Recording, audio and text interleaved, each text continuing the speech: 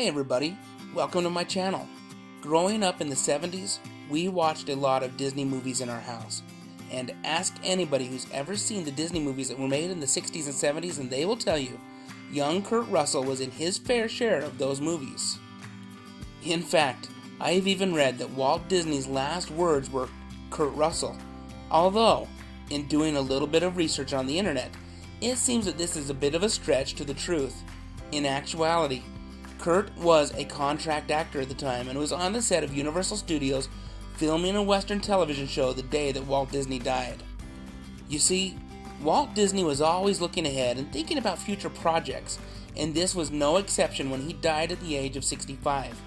One of the last notes that Walt wrote before being hospitalized just prior to his death was a list of names at the bottom of a printed page titled TV Projects in Production, Ready for Production, or Possible for Escalation in Story. The notes were as follows: Ron Miller, Way Down Cellar, Kurt Russell, CIA Mobley. Kurt would soon be on contract with Disney Studios. Some of the movies that he was in include Follow Me Boys, The One and Only Genuine Original Family Band, The Computer Wore Tennis Shoes, The Barefoot Executive, Now You See Him, Now You Don't, Super Dad, Charlie and the Angel, and The Strongest Man in the World. In fact, as a side note, it was in the film The One and Only Genuine Original Family Band that Kurt would meet his future wife, Goldie Hawn. Anyway, after this string of movies that Kurt did with Disney, he changed direction for a while and started getting involved with another passion of his, baseball.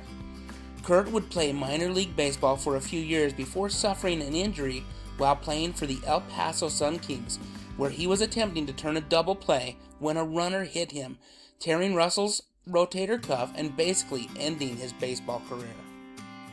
Then it happened. In 1979, Kurt Russell paired up with director John Carpenter for the TV movie Elvis, based upon the life of the king of rock and roll himself, Elvis Presley. And it would be this role that would change Kurt Russell's life forever, for it was with this movie that Kurt Russell would build a strong relationship with Carpenter. You see, John Carpenter was really just getting started as a director at the time, and although he had scored a huge hit the year before with the horror classic Halloween, and the pairing of Russell and Carpenter was a match made in heaven, it would be just 2 years later, in 1981, that John Carpenter would release the science fiction action film Escape from New York, and introduce the world to one of the coolest anti-heroes of all time, Snake Plissken. And from that point forward, Kurt was a bankable action movie star. The following year, Russell would team up with Carpenter again in The Thing, a suspense-filled thriller in which a research team in Antarctica is hunted by a shape-shifting alien that assumes the appearance of its victims. This film is a roller coaster ride that doesn't stop from the minute it gets started. And when John Carpenter decided to make a film that combined science fiction and martial arts, in 1986's Big Trouble in Little China, he once again cast Russell in the lead as Jack Burton, a truck driver who helps rescue his friend's fiancée from an ancient sorcerer in the supernatural battle beneath Chinatown. Russell and Carpenter would team up one final time in the 1996 movie Escape from LA, where he reprised his role as Snake Plissken. Russell has gone on to be one of the most successful stars in film today.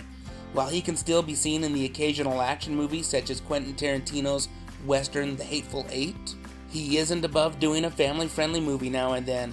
In fact, in recent years, he has been in 2 holiday movies for Netflix, The Christmas Chronicles and the sequel, The Christmas Chronicles 2, where he plays Santa Claus to perfection.